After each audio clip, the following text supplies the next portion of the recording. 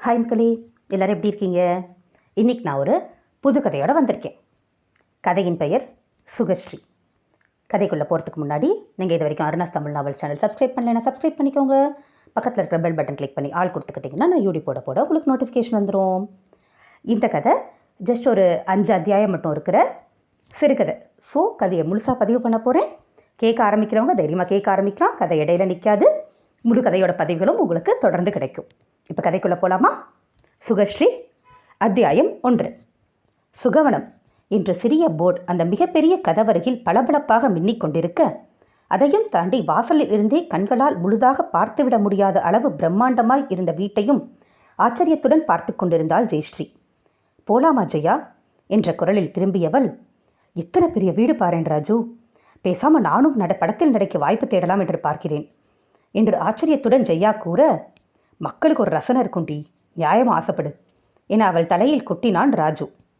ஏண்டா, எனக்கு என்ன குறைச்சல் என்று கோபத்துடன் கேட்ட ஜெயா, நிச்சயம் அழகிதான். என்ன, சினிமாவிற்கு தேவைப்படும் அதீத மேக்கப் போட தெரியாத அழகி. மாநிலமாக இருந்தாலும் மாசுமருவற்ற கலையான குழந்தை முகம் அவளுக்கு. இதை எதுவும் குறை சொல்ல மனம் வராமல், நீ அழகிதாண்டி, வா என்று மென்மையாக கூறி அவளுடன் இணைந்து நடந்தான் ராஜு. ஜெயஸ்ரீ ராஜு இருவரும் ஒரு பிரபல சேனலில் வேலை செய்கின்றனர். இருவருமே கேமராவிற்கு பின்னால் வேலை செய்பவர்கள்தான். ராஜு கேமராமன், ஜெயா ஸ்கிரிப்ட் எழுதுபவள். இப்போது இருவரும் வந்திருப்பது வளர்ந்து வரும் மிக பிரபலமான நாயகன் சுகந்தன் வீட்டிற்கு. நடிக்க வந்து சில படங்களிலேயே அனைத்து பெண்கள் மனதையும் கவர்ந்து விட்டவன். உண்மையாகவே 6 பேக்ஸ் உடலுடன் இளமையும் சேர்ந்து கொள்ள பல பெண்களின் கனவை கொள்ளை கொண்டிருந்தான். அவனை நேரில் பார்க்க வேண்டும் என்ற ஆசையில்தான் இந்த பேட்டி ஐடியாவே ஜெயா கொடுத்தது.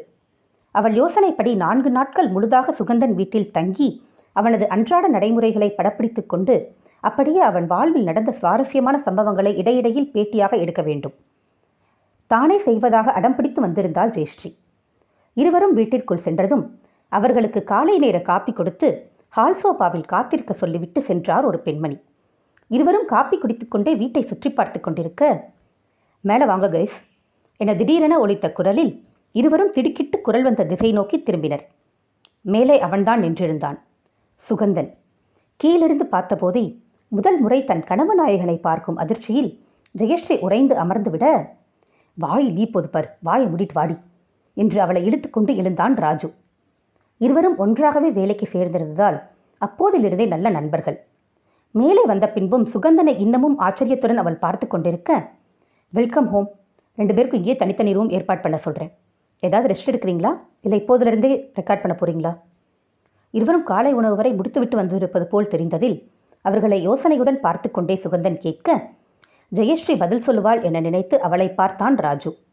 அவளோ இன்னமும் பிரமிப்பில் இருந்தே வெளிவர முடியாமல் சுகந்தனையே பார்த்து கொண்டிருக்க அவளை வேகமாக இடித்தான் ராஜு. அதில் ஒருவாறு சுயநினைவுக்கு மீண்டவள், ஏண்டா இடிக்கிற, வலிக்குது என கையை தேய்த்து கொள்ள, அவர் கேட்டதுக்கு பதில் சொல்லுடி என்றவன் எப்படியும் அவள் எதையும் கவனிக்கவில்லை என்று உணர்ந்து மீண்டும் சுகந்தன் கூறியதை கூறினான். முதற்கட்ட பிரமிப்பு நீங்கியதில் இப்போது அவளும் ஓரளவு தெளிந்திருந்தாள். நாங்கள் டிஃபன் முடிச்சிட்டோம் சார், இப்போதிலிருந்தே தொடங்கிடலாம். உங்கள் பிளான் என்ன சார்? எனக்கு சார்னு கூப்பிட்டா பிடிக்காது, கால்மி சுகந்தன். பொதுவாக அவனுக்கு ஏனோ சார் என்று கூப்பிடுவதில் பிடித்தம் இருந்ததில்லை. அவள் வார்த்தைக்கு வார்த்தை அப்படியே கூப்பிடவும் தான் சற்று அழுத்தமாகவே கூறிவிட்டான். அண்ட் நான் இப்போ ஜாக்கிங் போகிறேன், கூட ஓடி வரீங்களா என இருவரையும் பார்த்து சிரிக்காமல் அவன் கேட்க, இருவரும் திருவென விழித்தனர். அவர்கள் விழிப்பதை பார்த்து லேசாக தலையாட்டி சிரித்து கொண்டவன், கீழே தோட்டத்தில் தான் ஜாக்கிங் போவேன், ஷூட் பண்ணா கூட வாங்க, சில ரவுண்ட்ஸ் முடிச்சுட்டு ரெஸ்ட் எடுக்கும்போது கேள்வி கேட்டுக்கலாம் என்று தெளிவாக சுகந்தன் கூறியதில், ஓகே சார் என ராஜு கூறி வைக்க, வாட் என்றான் சுகந்தன் முகம் சுருங்க. அதில் நொடியில் தன் தவறை உணர்ந்து விட்டவன், சாரி சுகந்தன், அப்படியே பழகிவிட்டது, நீங்கள் திடீரென மாற்றினால் சட்டென்று வரவில்லை, என்னிடம் வந்துதான் ஆக வேண்டும் என அழுத்தமாக கூறிவிட்டு அவன் முன்னால் நடக்க, ரொம்ப வித்தியாசமானவர் ஜெயா என தோழியின் காதை கடித்து கொண்டே அவனை தொடர்ந்தான் ராஜு.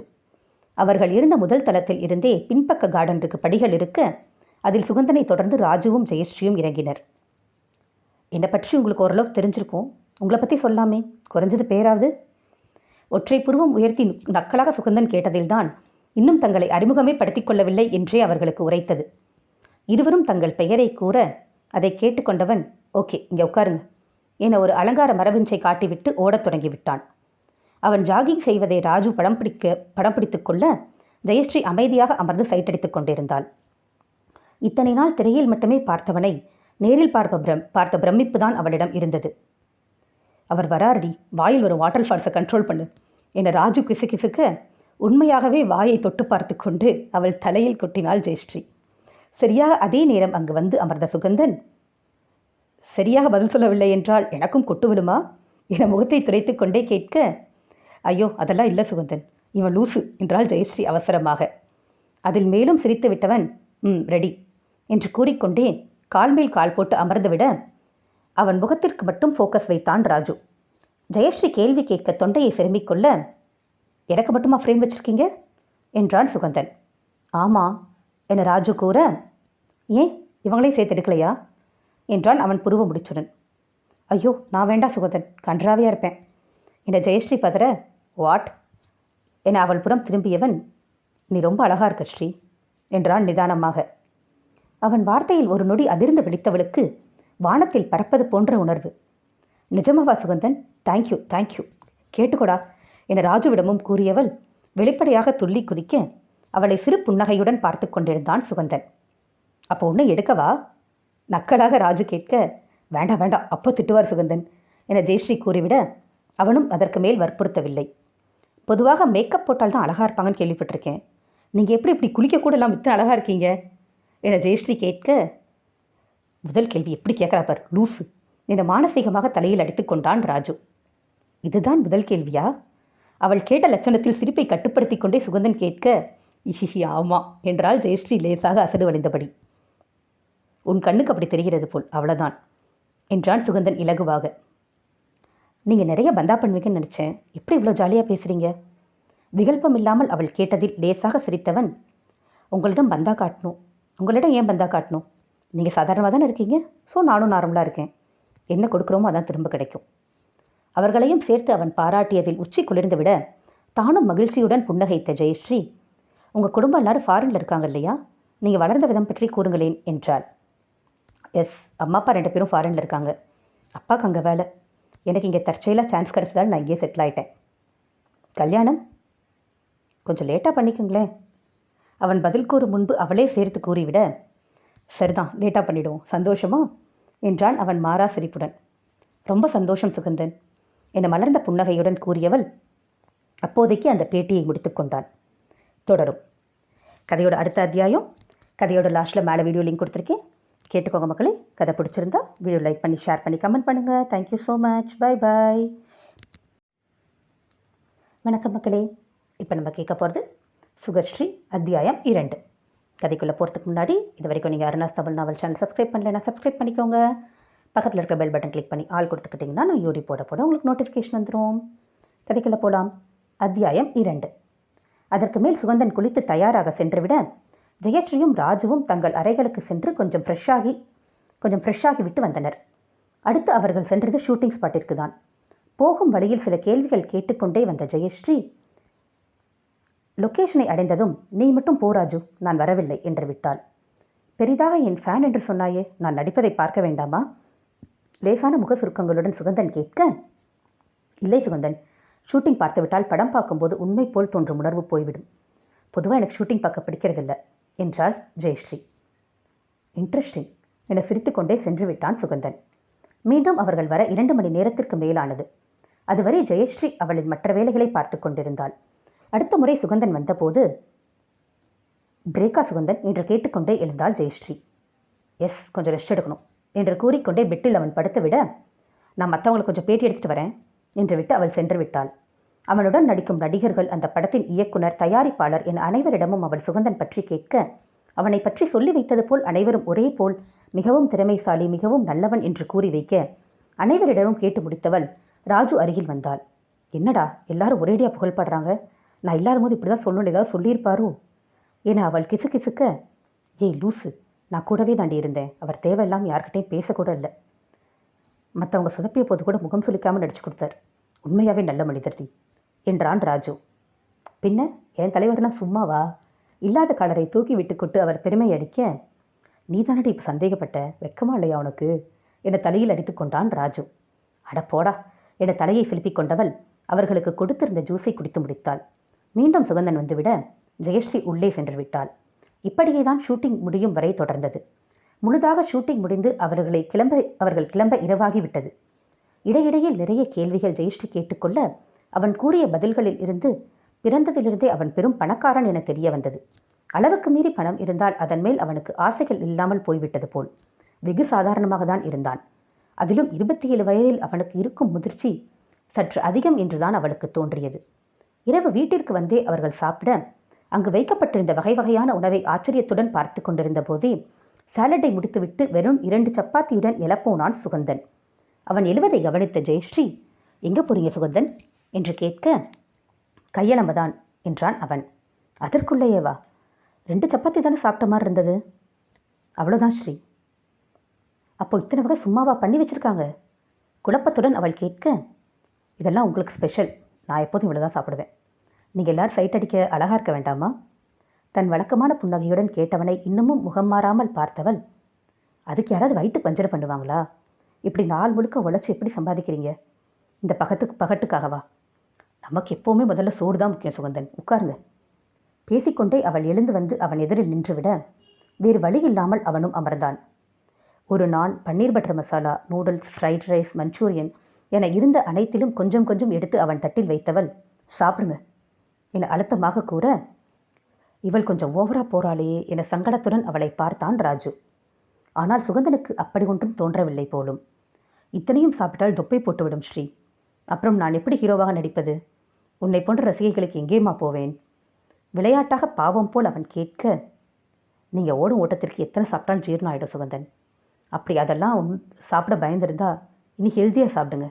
ஆனால் வயிறு நிறைய சாப்பிடணும். சாப்பிடுங்க. அவள் ஒரேடியாக வம்பிழுக்கவும், சாரி சார், ஜெயா கொஞ்சம் இப்படி தான், யாராக இருந்தாலும் உடனே நல்லா பழகிடுவா, நீங்கள் தப்பாக எடுத்துக்காதீங்க என்றான் ராஜு மெதுவாக. அதற்கு அவன் தலையில் எப்போதும் போல் கொட்டியவள், நான் என்னடா எல்லாரோடும் இப்படியா பழகிறேன்?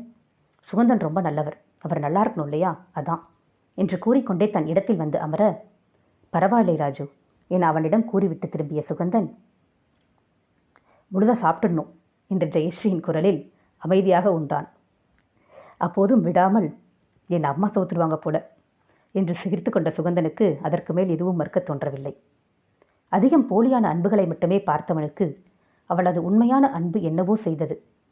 உணவை முடித்துக்கொண்டு அனைவரும் சென்று படுத்துவிட்டனர். அத்தியாயம் 3.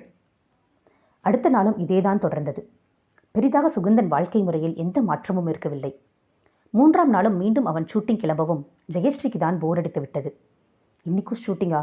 டெய்லி ஷூட்டிங் போட போர் அடிக்காதா என அவள் முகத்தை சுருக்க, சோபாவில் அமர்ந்து ஷூ மாட்டிக்கொண்டிருந்த சுகந்தன் கண்களை மட்டும் நிமிர்த்தி அவளை பார்த்தான். அப்போ நீ தினமும் போர் அடிச்சு கொண்டு தான் வேலைக்கு போறியா? உன் மேனேஜர் நம்பர் என்ன என அவன் கேட்டு வைக்க, ஹலோ, என் வேலை தினமும் சுவாரஸ்யமாக இருக்கும் என சண்டைக்கு வந்தாள் ஜெயஸ்ரீ. அவள் பேசிய வேகத்தில் சிரித்து கொண்டே எழுந்தவன், உனக்கு அது சுவாரஸ்யம் என்றால் எனக்கு இது, அவ்வளோதான். வா, இன்று பாதி நேரம் தான் ஷூட்டிங், செகண்ட் ஆஃப் வேற ஒரு இடத்துக்கு கூட்டிகிட்டு போகிறேன் என கூறிக்கொண்டே நடந்தான் சுகந்தன்.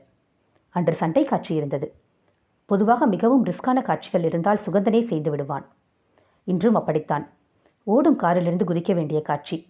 மெதுவாக இருந்தாலும் ஓடும் காரிலிருந்து கீழே விழுந்ததில் சில சிராய்வுகள் ஏற்பட்டுவிட அந்த காட்சி ஷூட் முடிந்ததும் சிறு பிரேக் விடப்பட்டது.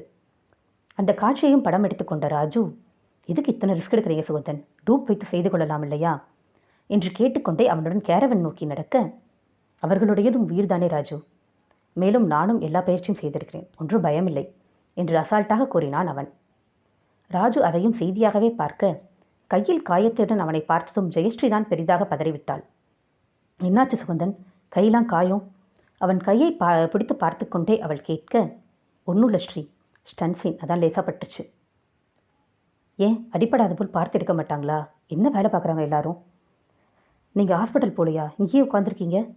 படபடப்புடன் அவள் பேச, இதுக்கெல்லாம் ஹாஸ்பிட்டலா, சுத்தம் போ, இது ஒன்றும் இல்லை ஸ்ரீ, நீ பதறாத என்று விட்டு அவன் ட்ரெஸ் எடுக்க சென்று விட அவளுக்கு தான் படபடப்பு அடங்க சிறிது நேரமானது.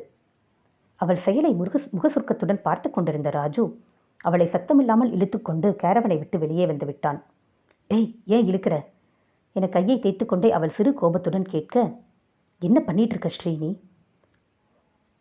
நீ அவர் ஃபேனாக இருக்கலாம், அதுக்காக இத்தனை நெருங்கி பழகுவாயா? தேவையில்லாமல் எதுவும் ஆசை வளர்த்துக்காதடி, நமக்கெல்லாம் அவங்க தகுதி ஏணி வச்சா கூட எட்டாது. சீரியஸாக அவன் பேசுவது புரிந்தாலும் என்ன சொல்கிறான் என்றே முதலில் ஜெயஸ்ரீக்கு புரியவில்லை. சில நொடிகள் யோசித்தவளுக்கு ஒருவாறு புரிய, போடா முட்டாள், எனக்கு அந்தளவு அறிவு இருக்காதா? அவருக்கும் நமக்கும் என்ன இருக்குது? எனக்கு அவரை பிடிக்கும். ஒரு நடிகராக இருக்காமல் இப்போ ஒரு நல்ல மனிதராகவும் பிடிச்சிருக்கு, அவ்வளோதான். நமக்கு சீசனுக்கு ஒரு ஹீரோவை பிடிக்கும், எல்லாரையும் சீரியஸாக லவ் பண்ணுவாங்களா? உளராமல் வாடா. சுலபமாக ஜெயஸ்ரீ முடித்ததில் ராஜுவிற்கு பெரும் நிம்மதியாக இருந்தது. இதில் அவர்கள் அறியாத விஷயம் ஏற்கனவே சுகந்தன் மனதில் ஜெயஸ்ரீ இடம் பிடித்து விட்டதுதான். அன்று மாலை 3 மணி அளவில் ஷூட்டிங் முடிந்ததும் அவன் கூறிய மற்ற இடத்திற்கு சுகந்தன் அவர்களை அழைத்து செல்ல, இந்த இடத்தை பார்த்த ஜெயஸ்ரீ வெளிப்படையாகவே தலையில் அடித்து கொண்டாள். இதுதான் நீங்கள் சொன்ன இன்ட்ரெஸ்டிங்கான இடமாகும். கடுப்புடன் அவள் கேட்க, ஆமாம் ஸ்ரீ, இந்த அமைதி எனக்கு தேவைப்படும். நீயும் வா, ஒரு முறை மெடிடேஷன் பண்ணிப்பார், மனம் அத்தனை அமைதியாக இருக்கும் என்றான் சுகந்தன். ஐயோ, என்னாலாம் 5 நிமிஷத்துக்கு மேலே பேசாமல் இருக்க முடியாது சுகந்தன், நீங்கள் போங்க. எவ்வளோ நேரம் ஆகும்? ஒரு 1 ஹவர் காத்திருப்பாயா? சந்தேகத்துடன் அவன் கேட்க, அதெல்லாம் இருந்து விடுவேன். இப்படி ஒரு ஓரமாக நின்று ராஜு வீடியோ எடுக்கும்போது சைட் அடிச்சுட்டே இருந்தால் பொழுது போகிறதே தெரியாது என்றாள் ஸ்ரீ. அவள் கூற்றில் எப்போதும் போல் சிரித்து கொண்டவன், வெயிட் பண்ணு, வந்து விடுகிறேன் என்று விட்டு அங்கிருந்த பெரிய ஹாலில் சென்று அமர்ந்து விட்டான். கண்களை மூடி அமர்ந்திருந்தவன் முகத்தில் எந்த சலனமும் இல்லை. அவனையே பார்த்து கொண்டிருந்தவள், ஒருவேளை சாமியாராக போயிடுவாரோடா என ராஜு காதை கடிக்க, பார்த்தா அப்படிதானே தெரியுது என்றான் ராஜுவும் சிரித்துக்கொண்டே. சொன்னது போலவே 1 மணி நேரத்தில் வந்துவிட்டவன் அடுத்து அவர்களை தன் அலுவலகத்திற்கு அழைத்துச் சென்றான். அவன் சினிமா பயணம் பற்றிய சில கேள்விகள் அங்கு வைத்து ஜெயஸ்ரீ கேட்க, அதற்கு பதில் கூறியவன், கொஞ்சம் இங்கே உட்காருங்க, சின்ன வேலை முடிச்சுட்டு வரேன் என தன் அறையில் இருந்த ஒரு சோபாவை காட்டிவிட்டு தன் இருக்கையில் சென்று அமர்ந்து கொண்டான். ராஜுவும் ஜெயஸ்ரீயும் தாங்கள் எடுத்த வீடியோக்களை சரிபார்த்து கொண்டிருந்தனர். அப்போது அவன் கால்ஷீட் வாங்க தயாரிப்பாளர் மகன் ஒருவன் வந்திருந்தான். சுகந்தனுடன் பேசிக் கொண்டிருந்தவன் கண்கள் அடிக்கடி ஜெயஸ்ரீ மேல் பதிந்து மீள, தன் பேச்சை முடித்ததும், இது யார் சுகந்தன்? புது ஹீரோயினா? நான் பேசலாமா என ஒரு மாதிரி குரலில் அவன் கேட்க, அவன் குரலில் தெரிந்த வித்தியாசத்தில் ஜெயஸ்ரீ ராஜு இருவருமே அவனை நிமிர்ந்து பார்த்தனர். அவனுக்கு பதில் கூறாமல் எழுந்து அவன் அருகில் வந்த சுகந்தன், எழுந்துரு என்று கூற அவனும் ஜெயஸ்ரீயை பார்த்து கொண்டே எழுந்தான்.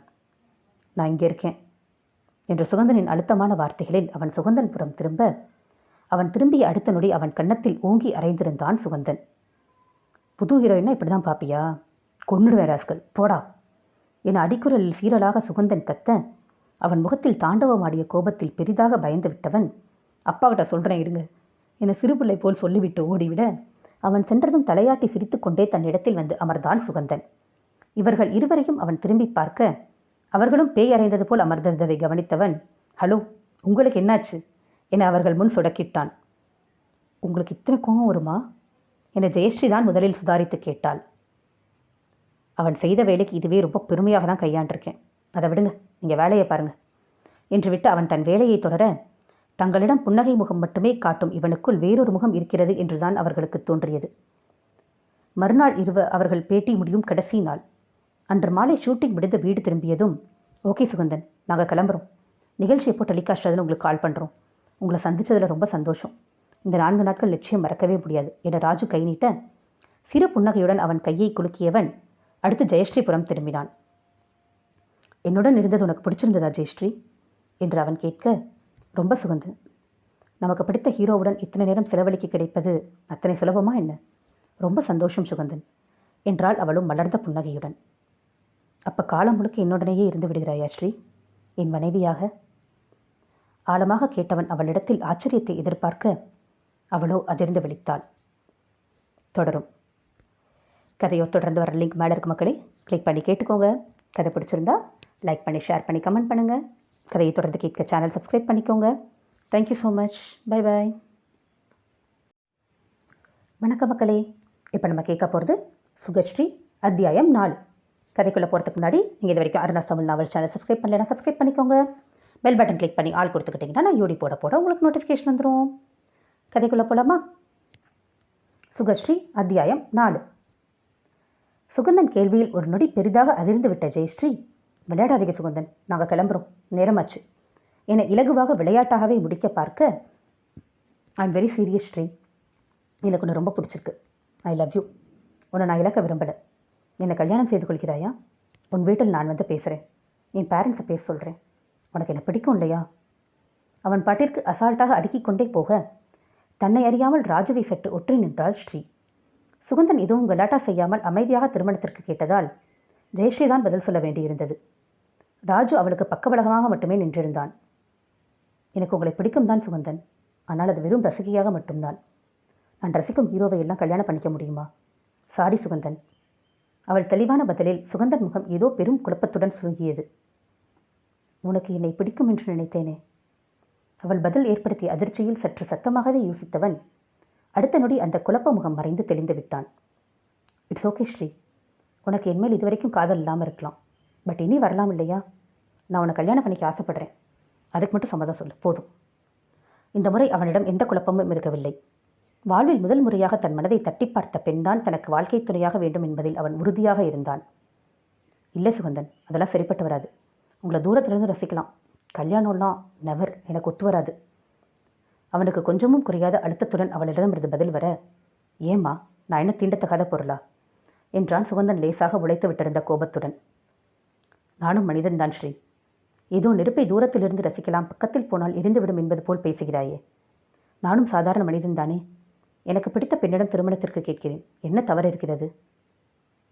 நீங்கள் புரிந்து வைத்திருப்பதுதான் தவறு சுகந்தன். ஒரு மிகப்பெரிய வைரக்கல் இருந்தால் ரசிக்கலாம், அதை உடமையாக்கிக் கொள்ள நினைக்க முடியாது. உங்களை ஒரு கணவரிடத்தில் வைத்தெல்லாம் என்னால் பார்க்க முடியாது. அப்படி என்ன தகுதி என்னிடம் குறைந்து விட்டது? உணர்வுகளற்ற ஒரு மாறி குரலில் சுகந்தன் கேட்க, தெரியவில்லை, உங்களை வாழ்க்கை துணையா என்னால் நினைக்க முடியவில்லை. முடியவில்லையா? அப்புறம் ஏன் இங்கே வந்த? ஏன் அம்மா போல என்னை பார்த்து கொண்டாய்? என்னை கொன்றென்றால் ஏன் பதறினாய்? நீ கையில் வைத்து குஞ்சு விளையாட நான் என்ன உணர்வுகளற்ற பொம்மையா? உணர்ச்சி உள்ள மனிதன்டி. எனக்கும் மனம் இருக்கும், அதிலும் காதல் வரும். விரும்பும் பெண்தான் வேண்டும் என்ற அடம் வரும். ஆழ்ந்த குரலில் கோபமாக கத்திக்கொண்டே அவள் கைகளை அழுத்தமாக சுகந்தன் பிடித்திருக்க, விடுக சுகந்தன், என்னது? அவளுக்கு இஷ்டம் இல்லை என்று சொன்ன பின்பும் நீங்கள் இப்படி தொட்டு பேசுவது சரியில்லை என தன் பங்கிற்கு கத்தினான் ராஜு. அப்போதுதான் தன் அவளை அழுத்தமாக பற்றி இருப்பதையே உணர்ந்து வேகமாக கையை எடுத்து விட்டான் சுகந்தன். அந்த நொடி தோன்றிய சந்தேகத்துடன், நீங்கள் 2 பேரும் விரும்புகிறீங்களா என அவன் கேட்க, அவனுக்கு ஏற்கனவே ஆள் இருக்கு. நாங்கள் ஜஸ்ட் ஃப்ரெண்ட்ஸ் என்றாள் ஜெயஸ்ரீ மெதுவாக. இத்தனை நேரம் அவன் பேசிய ஒவ்வொரு வார்த்தையிலும் இருந்த உண்மை அவள் மனதையும் சுட்டிருந்தது. நான் பேசுகிறேன் ராஜு, இங்கே வா என நண்பனை பிடித்த பின்னால் நகர்த்தி விட்டவள் சுகந்தன் அழுத்தமாக பிடித்திருந்ததில் வலித்த கைகளை லேசாக தேய்த்து கொண்டே பேசினாள். ஐ எம் சாரி சுகந்தன், இதில் என் தவறும் இருக்கு. நான் பொதுவாக அதிகம் யோசிக்கவெல்லாம் மாட்டேன். எனக்கு உங்கள் நடிப்பில் அதீத பிரியம் உண்டு. இயல்பிலும் நீங்கள் நல்லவர் என்று தெரிந்தபோது அந்த ரசிப்புத்தன்மைதான் அதிகமானது. அதில் கொஞ்சம் என் அன்பை வெளிப்படுத்தினேன், அவ்வளவுதான். மற்றபடி உங்கள் மேல் காதல் எல்லாம் எனக்கு என்றுமே வராது. நீங்கள் என் கை கெட்டாத, நான் எட்ட வேண்டும் என்று ஆசைப்படாத நட்சத்திரம் சுகந்தன். விட்டுருங்க ப்ளீஸ், நாங்கள் கிளம்புறோம் என்று விட்டு அவள் நகர, அவள் கையை மீண்டும் ஒரு முறை அழுத்தமாக பிடித்த சுகந்தன், நான் நடிகன் என்பதுதான் பிரச்சனையா ஸ்ரீ என கேட்க, அப்படிதான் வைத்துக் கொள்ளுங்களேன் என்று விட்டாள் அவள். அவளுக்கும் எப்படியோ விட்டால் போதும் என்றிருந்தது. அவனை பற்றி அவளுக்கு சரியாக தெரியவில்லை, பாவம். தன்னை பார்த்து கொண்டிருந்தவள் கண்களை அழுத்தமாக பார்த்தவன், என்றானாலும் நீதான் என் மனைவி என்று அழுத்தமாக கூறிவிட்டு போ என விட்டுவிட, அவன் கூறியதை அப்போதைக்கு பெரிதாக எடுத்துக்கொள்ளாமல் வேகமாக சென்று விட்டாள் ஜெயஸ்ரீ. தனது பையுடன் கீழே வந்தவள் அவனிடம் விடைபெறும் எண்ணம் கூட இல்லாமல் வேகமாக வெளியே சென்றுவிட, அவளை தொடர்ந்து வந்த ராஜு, அவளை விட்டுங்க சுகதன், நாங்கள் எல்லாரும் வெறும் மிடில் கிளாஸ், உங்களுடன் எல்லாம் மோத முடியாது, அவள் பாவம் என்றான் மெதுவாக. அவன் கூற்றில் சுகந்தன் முகத்தில் ஒரு கசந்த முறுவல் தோன்றி மறைந்தது. நீ நினைக்கும் அளவு நான் வில்லன் இல்லை ராஜு, எனக்கு அவள் வேண்டும் தான், ஆனால் என்னால் அவளுக்கு எந்த தொல்லையும் இருக்காது, தைரியமா போ என்று வெறுமையாக கூற, அவன் என்ன சொல்கிறான் என்று சரியாக புரியாவிட்டாலும் தேங்க்ஸ் என முணுமுணுத்து விட்டு சென்று விட்டான் ராஜு. ராஜு முன்னால் சென்று அவர்களுக்கு ஏற்பாடு செய்திருந்த காரில் ஏற, அவனை தொடர்ந்து காரில் ஏறும் முன் சுகந்தனை ஒரு முறை திரும்பி பார்த்தாள் ஜெயஸ்ரீ. கையை கட்டிக்கொண்டு சுவரில் சாய்ந்து நின்றிருந்தவன் கண்களும் அவள் மீதுதான் படைந்திருந்தது. அவன் முகத்திலிருந்து ஒன்றும் கண்டுபிடிக்க முடியாமல் போக ஒரு பெருமூச்சுடன் காரில் ஏறி சென்று விட்டாள் ஜெயஸ்ரீ. அத்தியாயம் 5. 2 வருடங்கள் ஓடியிருந்தது. அன்று சுகந்தனிடம் பேசிவிட்டு வந்த பின் அவள் அந்த பக்கமே தலை வைத்து கூட படுக்கவில்லை. அவனும் அவள் இருந்த பக்கம் வரவே இல்லை. வெறும் ஈர்ப்பு என புரிந்து ஒதுங்கி இருப்பானாக இருக்கும் என நினைத்து கொண்டவளும் அதற்கு மேல் அவனை பற்றி பெரிதாக யோசிக்கவில்லை. பல பெண்களின் கனவு நாயகன் தன்னிடம் காதல் வேண்டி நின்ற காட்சி அவளுக்கு அடிக்கடி நினைவு வரும் தான். ஆனால் தேவையில்லாமல் எந்த ஆசையும் வளர்த்து கொள்ளக்கூடாது என்பதில் தெளிவாக இருந்தவள் அந்த நினைவை அப்படியே ஒதுக்கிவிடுவாள். அவள் சுகந்தனை சந்தித்து ஒரு வருடம் சென்றிருந்த நிலையில் அவளுக்கு வீட்டில் மாப்பிள்ளை பார்க்கத் தொடங்கினர். ஏனோ முதல் 2-3 வரன் பேசும்போதே தட்டிப்போக, ஏதோ நேரம் சரியில்லை, பொறுமையாக பார்த்து கொள்ளலாம் என்று கூறிவிட்டார் ஜெயஸ்ரீயின் அன்னை. அவர்களுக்கு ஒரே மகள் என்பதால் அவள் வாழ்க்கை நல்லபடியாக அமைய வேண்டும் என்பதில் அவர்கள் தெளிவாக இருந்தனர். இடையில் சுகந்தன் தற்காலிகமாக நடிப்பில் இருந்து விலகிவிட்டான் என்ற செய்தி கேட்டபோது ஜெயஸ்ரீ லேசாக அதிர்ந்துதான் விட்டாள். ஆனால் அவளால் என்ன செய்ய முடியும்? தன்னால் ஆனதாக அவனுக்கு எந்த பிரச்சனையும் இருக்கக்கூடாது என மனதார வேண்டிக் கொண்டாள். அடுத்த வருடம் முடிந்திருந்த நிலையில் மீண்டும் ஜெயஸ்ரீயின் தந்தை சேரன் மாப்பிள்ளை பார்க்க தொடங்கினார். அன்று வேலைக்கு சென்றுவிட்டு வீட்டுக்கு வந்த மகளிடம் வந்தவர், ஜெயாமா, ஒரு பெரிய இடத்து சம்பந்தம் வந்திருக்குடா. பையனோட அம்மா அப்பா எல்லார்ட்டையும் பேசிட்டேன். ரொம்ப நல்லவங்களா தெரியுறாங்க. பையனுக்கு உன்னை ரொம்ப பிடிச்சிருக்கான். உனக்கும் கூட. அவர் பேசிக்கொண்டிருக்கும் போதே ஜெயஸ்ரீயின் ஃபோன் அடிக்க, அலுவலக நம்பர் என்றதும், ஒரு நிமிஷம்ப்பா என்று விட்டு ஃபோனை எடுத்தாள் அவள். ஃபோன் பேசிவிட்டு வைத்தவள், அப்பா, நான் உடனே போகணும். ப்ரோக்ராமில் அவசரமாக சில செய்தே ஆகணும். அப்புறம் பேசலாமா என்று கூறிக்கொண்டே எழுந்துவிட அவள் அவசரத்தை புரிந்து கொண்டவர், நாளை காலை மாப்பிள்ளை தம்பி வரேன் என்று சொல்லியிருக்காருமா, நாளைக்கு லீவ் சொல்லிவிடுகிறாயா என்று கேட்க, சரிப்பா என்னை தலையாட்டி விட்டு ஓடிவிட்டாள் ஜெயஸ்ரீ. மீண்டும் அவள் வரவே இரவாகிவிட அசதியில் உறங்கிவிட்டவள் காலையில் அன்னையின் அதட்டலில்தான் எழுந்தாள். மாப்பிள்ளை ஒரு நேரம் ஆச்சடி, குளிச்சுட்டாவது வா. என்னதான் புடவை பஜ்ஜி சொஜ்ஜி இல்லாட்டியும் குளிக்கலனா கேவலமாக இருக்கும். நடு வீட்டில் வைத்து அவர் கத்த, அட இருமா போகிறேன் என்று சலித்துக்கொண்டே குளிக்க சென்றாள் ஜெயஸ்ரீ. அப்போதுதான் மாப்பிள்ளை பற்றி எதுவும் தெளிவாக கேட்டுக்கொள்ளவில்லையே என தோன்ற, பொறுமையாக கேட்போம் என நினைத்து கொண்டே ஒரு நல்ல சுடிதார் அணிந்து கொண்டு தயாரானாள் ஜெயஸ்ரீ. சிறிது நேரத்தில் வாசலில் கார் சத்தம் கேட்க, நான் சொல்லும்போது வாஜையா என்று விட்டு சென்றார் சேரன். இதுதான் முதல் முறை அவளை ஒருவர் பெண் பார்க்க வருவது. ஒருவேளை அவர் வாழ்க்கை இவனுடன் கூட இருக்கலாம். அந்த எண்ணம் வந்த நொடி, என்னை கல்யாணம் செய்து கொள்கிறாயா ஸ்ரீ என்ற சுகந்தனின் ஆழமான குரல் காதில் விழ திடுக்கிட்டு போனாள் ஜெயஸ்ரீ. இது என்ன முட்டாள்தனமான எண்ணம்? அவன் எங்கே என்ன செய்து கொண்டிருக்கிறானோ? அவன் நினைவு ஏன் இப்படிப்படுத்துகிறது? தலையை வேகமாக உருட்டி அவன் நினைவுகளை அவள் கலைக்க முயல அவளுக்கு எஞ்சியது என்னவோ ஏமாற்றம்தான். என்ன ஆச்சு ஜெயா உனக்கு என அவள் தன்னைத்தானே திட்டிக் கொண்டிருந்த போது, ஜெயா என குரல் கொடுத்தார் சேரன். அதில் ஒரு ஆழ்ந்த மூச்செடுத்து தன்னை நிலைப்படுத்தி கொண்டு நிதானமாக வெளியே வந்தாள் ஜெயஸ்ரீ. இவள் என் மகள் ஜெயஸ்ரீப்பா, இவர் சுகந்தன் ஜெயாமா என சேரன் கூற, அதுவரை நிமிரவே யோசித்து கொண்டிருந்தவள் தந்தை கூறிய பெயரில் விழுக்கென்று நிமிர்ந்து பார்த்தாள். அவனேதான் அமர்ந்திருந்தான். ஆனால் எப்படி? எதுவும் புரியாமல் அவள் உச்சக்கட்ட அதிர்ச்சியுடன் அவனையே பார்த்து கொண்டிருக்க, சேரன் மகள் புரள் திரும்பிய சமயம் அவளை பார்த்து அடக்கப்பட்ட சிரிப்புடன் லேசாக கண்ணடித்தான் சுகந்தன். அதில் ஒருவாறு அவள் சுயநினைவிற்கு மீள, இவரை உனக்கு தெரிந்திருக்கும் விஜயா, ஒரு முறை பேட்டி எடுக்க கூட போனா இல்லையா? இப்போ நடிப்பெல்லாம் விட்டுவிட்டாராம். இப்போதைக்கு படங்களுக்கு ஃபைனான்ஸ் செய்கிறார் என்றவர் மகள் பதிலை எதிர்பார்க்காமல் அவன் புறம் திரும்பி, மீண்டும் நடிப்பீங்களா தம்பி என்று கேட்க, என் மனைவி சம்மதித்தால் மட்டும் அங்கிள் என்றவன், எனக்கு ஜெயஸ்ரீயுடன் கொஞ்சம் தனியாக பேசணும் என கூற, போய் பேசுமா என்றார் அவர். அவளும் முடக்கிவிட்ட பொம்மை போல் நடக்க இருவரும் அவள் அறைக்குதான் வந்தனர். சுவரில் சார்ந்து கையை கட்டிக்கொண்டு நின்ற சுகந்தன், இப்போ என்னை கல்யாணம் பண்ணிக்கலாமா ஸ்ரீ? உனக்கு பிடிக்காத நடிப்பு என்னிடம் இல்லை. உன் வீட்டிலும் எல்லாருக்கும் சம்மதம். இன்னமும் என்னை மறுக்க காரணம் இருக்கா? நிதானமாக அவன் கேட்டதில் பெரும் அதிர்ச்சியுடன் அவனை பார்த்தவள், எனக்காகவா நடிப்பை விட்டீங்க என நம்ப மாட்டாமல் திக்கி திணறி கேட்க, ஆமாண்டா, நீ என்னை விரும்ப அதுதான் தடையாக இருக்குன்னா எனக்கு அது வேண்டாம். உன்னை விட என் நடிப்பு முக்கியமில்லை. என்ன, நான் கமிட்டாகி இருந்த 2 படமும் முடிக்கிறதுக்குள்ளே உனக்கு பார்த்த வரன்களை லைட்டாக தட்டிவிட வேண்டியதாக போச்சு. குறும்பும் அழுத்தமாக கூறியவன் குரல் நடிப்பை விட்ட வருத்தத்தை விட அவள் மீதான காதல் தான் அதிகமாக இருந்தது. அவன் கடைசி வரியை எல்லாம் அவள் ஒரு பொருட்டாகவே நினைக்கவில்லை. இன்மேல் இந்த அளவு காதலா? ஏன் சுகந்தன்? இன்னமும் அவளால் நம்பதான் முடியவில்லை. காரணமெல்லாம் சொல்லிக் கொண்டிருந்தால் காதலுக்கு மரியாதை இல்லை ஸ்ரீ. இப்போதாவது என்னை பிடித்திருக்கிறதா? இன்றும் அவன் கேள்வியிலேயே வந்து நிற்க, தன்னையே பார்த்து கொண்டிருந்தவனை நேராக பார்த்தவளுக்கு அந்த நொடி முதல் விஷயமாக கண்கள் தான் கலங்கியது. அவளது ஒரு சொட்டு கண்ணீரை கீழே விழும் முன் பதறிவிட்டவன், ஹே ஸ்ரீ, என்னாச்சு? என்னை பிடிக்கலையா என அவள் கண்களை துடைத்து கொண்டே கேட்க, வேகமாக மறுப்பாக தலையசைத்தாள் ஜெயஸ்ரீ. பின் என்னடா? மென்மையான அவன் குரலில் இன்னமும் பிரமிப்பு நீங்காமல் அவனை பார்த்தவள், சில நிமிடம் முன்பு வரை கூட எனக்கு உங்கள் மேல் காதல் இல்லை சுகந்தன். மாப்பிள்ளை என்றதுமே உங்கள் நினைவு வந்ததுதான். ஆனால் அதை வளரவிடக்கூடாது என்றுதான் நினைத்தேன். ஆனால் இப்போது உங்கள் அன்பை இழந்தால் என்னை விட முட்டாள் யாருமே இருக்க முடியாது. எனக்காக எத்தனை பெரிய விஷயம் செஞ்சுருக்கீங்க. இந்த நொடி என் மனதார முழுமையாக நானும் உங்களை விரும்புகிறேன் சுகந்தன். காதல் வர ஒரு நொடி போதும் என்பது உண்மைதான் சுகந்தன், நான் ஒத்துக்கிறேன். ஆனால் ஒரே ஒரு கண்டிஷன். ஏன்னா அவள் நிறுத்த லேசாக சிரித்து கொண்டவன், எதுவானாலும் சொல்லுடா என்றான். நீங்கள் திரும்ப நடிக்கணும். நீங்கள் நடித்து ஒரு படம் ரிலீஸ் ஆகி வெற்றி பெற்றால் தான் நம்ம கல்யாணம் என அவள் கூற, அடி பாவி, அப்போ படம் ஃப்ளாப் பண்ண கல்யாணம் பண்ணிக்க மாட்டியா என்றான் அவன் அதிர்ச்சி போல். அது எப்படி, படம் ஹிட்டானதான் கல்யாணம். அடக்கொடுமையே, மீண்டும் காத்திருக்கணுமா என்று அவன் தலையில் கை வைக்க, இந்த முறை தனியாக காத்திருக்க வேண்டாம், லவ் பண்ணிட்டே காத்திருக்கலாம் என்றாள் ஜெயஸ்ரீ குறும்புடன். அவள் கூற்றில் சத்தமாக சிரித்து விட்டவன், அப்போ டபுள் ஓகே என்று கூறிக்கொண்டே கைகளை விரிக்க, அதில் முழு மகிழ்ச்சியுடன் ஒன்றிக்கொண்டாள் ஜெயஸ்ரீ. சுபம். சுபஸ்ரீ கதை பிடிச்சிருந்தா வீடியோ லைக் பண்ணி, ஷேர் பண்ணி, கமெண்ட் பண்ணுங்கள் மக்களே.